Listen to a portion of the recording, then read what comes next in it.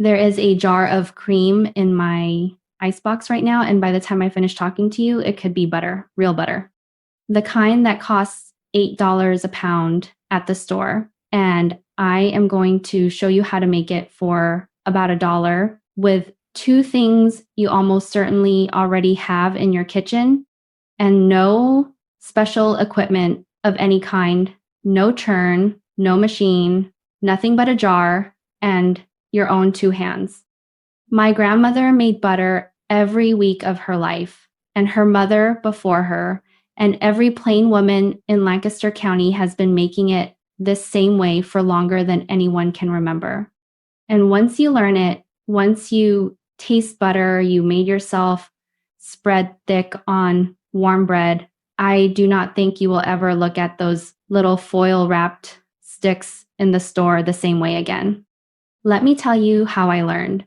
I was small, maybe 6 years old, too young to be much help with anything, and my job on butter day was the churning. We had an old wooden churn, the tall kind with the stick that goes up and down through a hole in the lid, and my mother would fill it with cream and set me on a stool beside it and tell me to work the stick.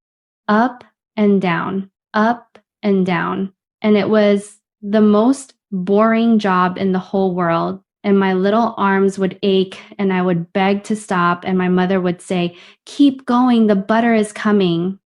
And I could not see any butter, just cream sloshing around in the dark of that churn, up and down, until finally, after what felt like 100 years to a 6-year-old, the stick would suddenly get harder to push, and I would feel something changing in there, something thickening, and my mother would smile and say, there is the butter. And she was right. It had been coming the whole time. I just could not see it yet. You do not need that old wooden churn. That is the wonderful thing. My grandmother would be amazed at how easy I am about to make this for you. All you need is cream and a jar. Let me talk about the cream first, because this is the one thing that matters more than anything else. And if you get this wrong, nothing else will save you. You need heavy cream. Heavy whipping cream, the kind with the most fat in it, the richest you can find. Read the label.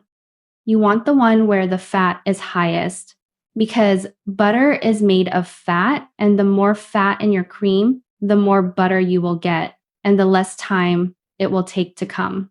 Do not buy the light cream.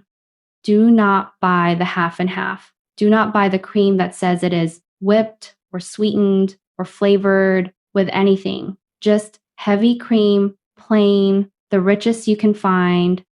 If you are lucky enough to have a cow or to know somebody who does, then fresh cream skimmed off the top of the milk is the finest thing in the world for this, and it will make butter so good, it will bring tears to your eyes. But most of you will buy your cream at the store, and that is perfectly fine. The heavy cream from the store makes wonderful butter.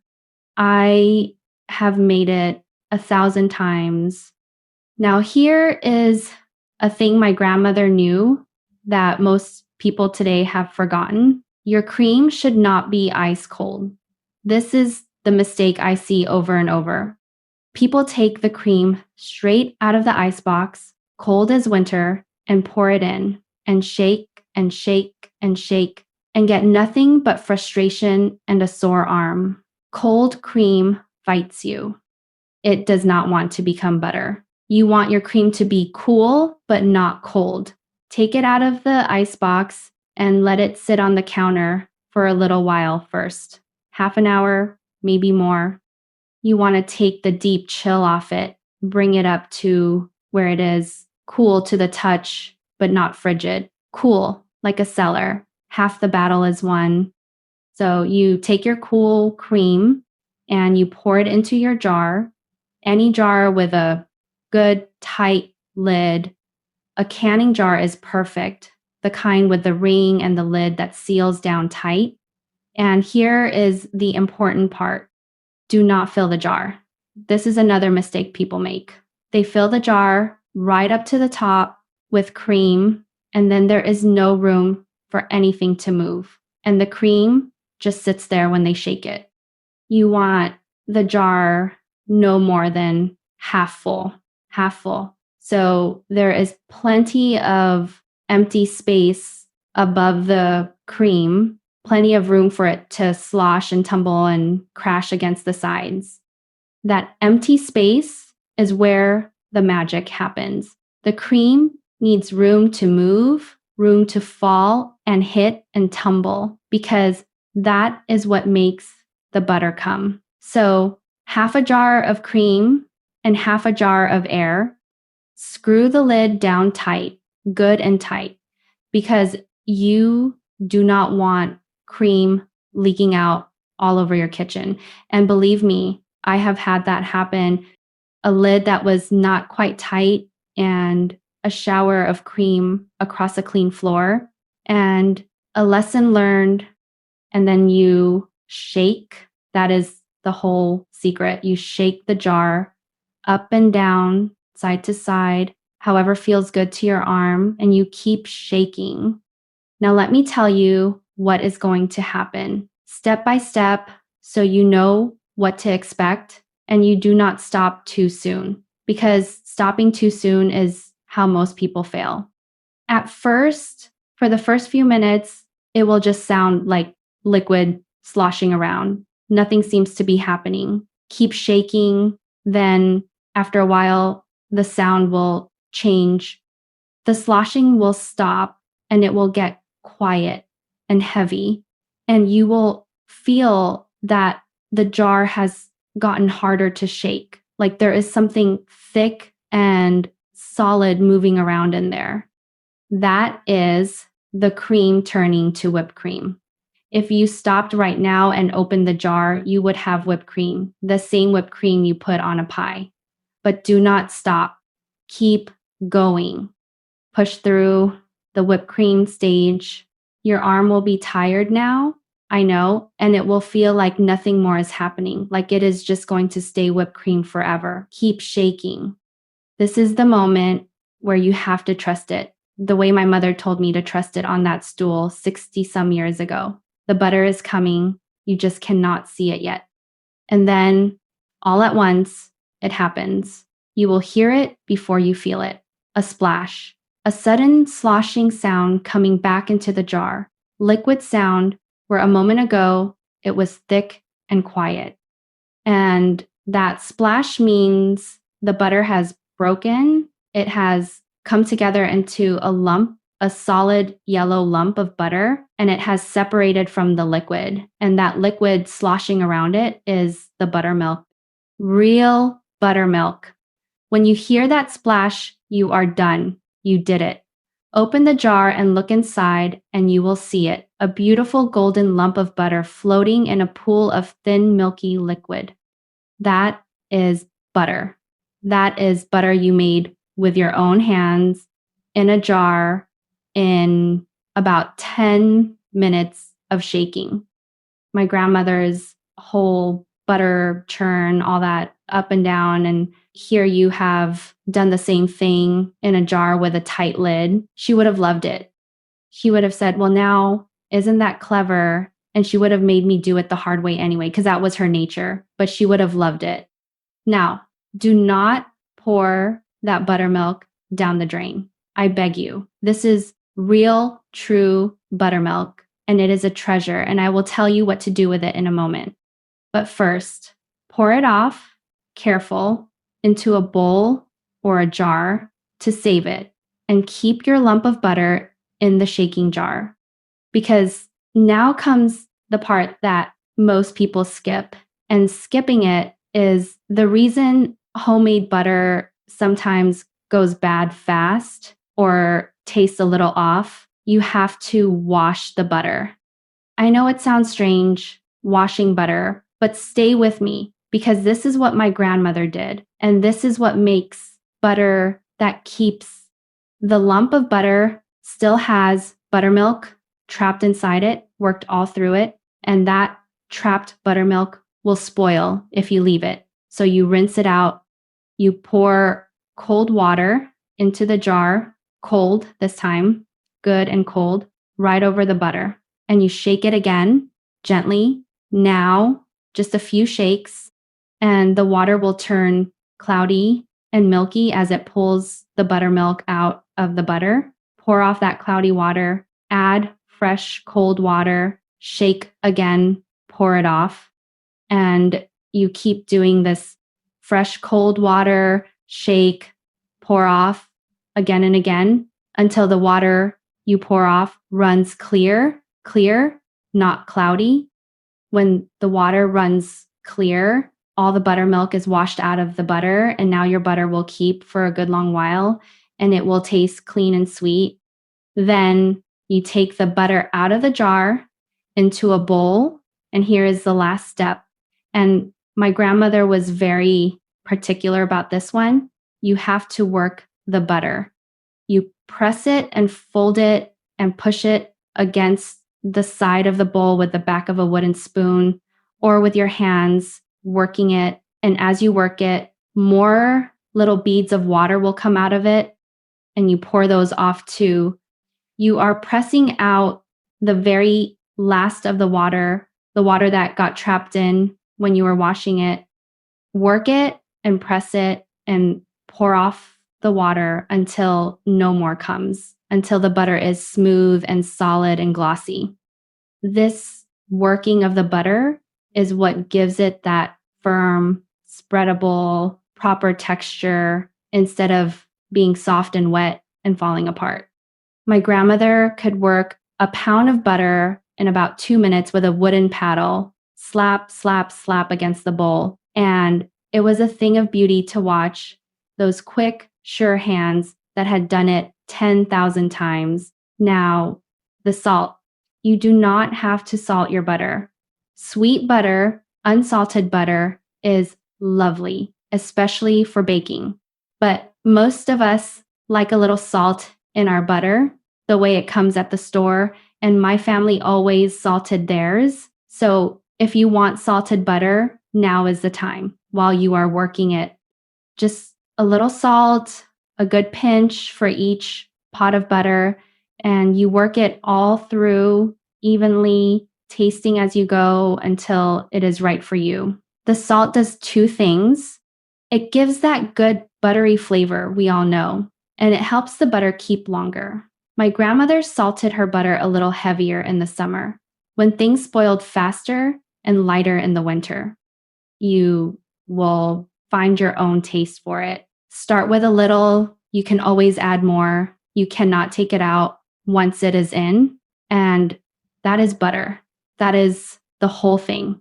Cream, cool but not cold, half a jar. Shake until you hear the splash. Wash it until the water runs clear. Work out the last of the water. Salt it to your liking. $1 worth of cream and 10 minutes of your time. And you have a pot of butter better than anything you can buy.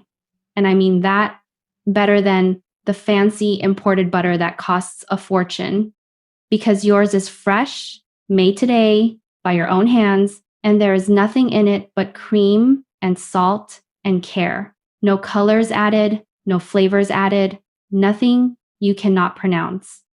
Just butter, the way butter is supposed to be, the way it was for every generation before the stores took it over.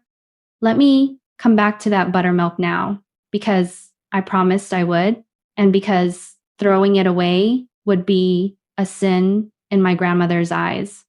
That thin, milky liquid you poured off is real buttermilk, and it is not the same as the thick buttermilk you buy in the store, but it is wonderful in its own way. My grandmother used it in everything. Biscuits, first and foremost. There is no biscuit on earth like a biscuit made with fresh buttermilk, tall and tender and just a little tangy. She used it in pancakes, in cornbread, in her chocolate cake, which was famous in our church. She soaked chicken in it before frying overnight, and it made the meat so tender it fell off the bone. The point is, nothing was wasted. The cream became butter and buttermilk, and the buttermilk became biscuits and cake, and nothing at all went down the drain. That was how she lived. That was how they all lived. You used the whole of everything because everything was dear, and waste was a kind of disrespect to the animal that gave the milk and the work that brought it to your table. I want to tell you why I still make my own butter, even now, even when the store is a short drive away and butter is right there on the shelf. It would be easier to buy it. I know that, but there is something that happens when you make your own food from the beginning, from the cream with your own hands, that I do not want to give up. When I spread my own butter on my own bread, both of them made by me in this kitchen, I feel connected to something, to my grandmother, to her grandmother, and to a whole long line of women stretching back and back, all of them standing in their kitchens, shaking cream into butter, feeding the people they loved. When you buy butter in a store, it comes from nowhere. It has no story.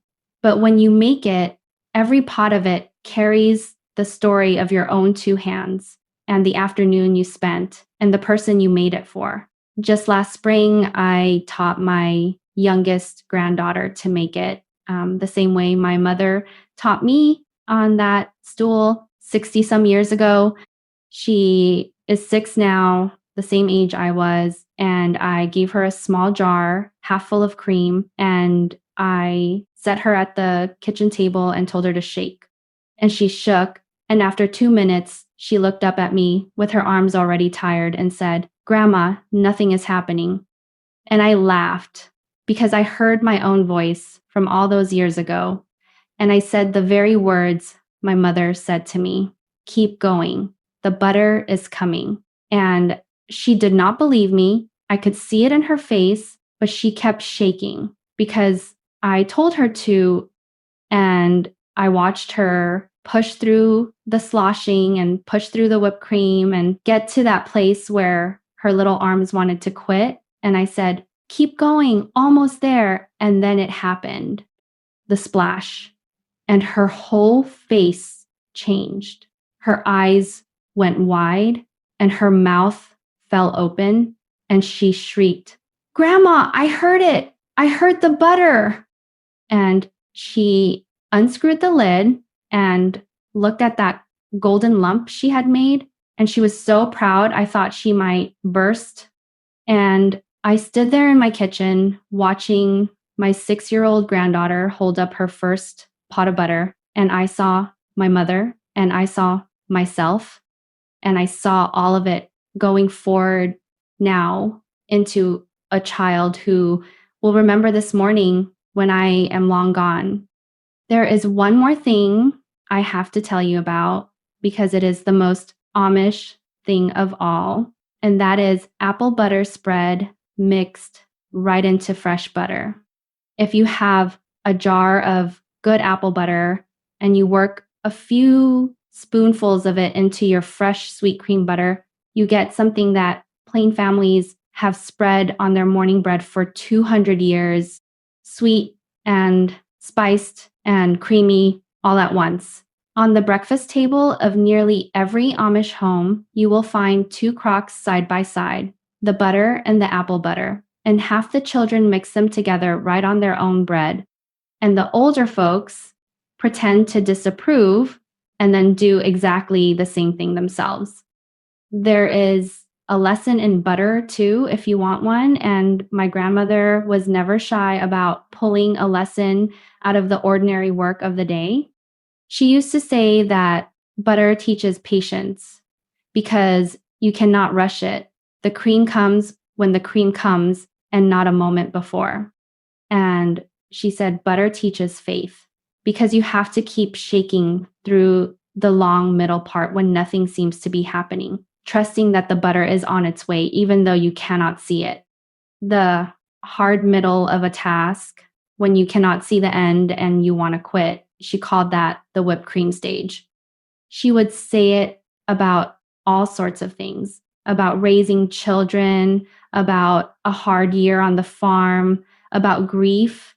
Keep shaking. She would say, "The butter is coming." And she was right. The butter always came.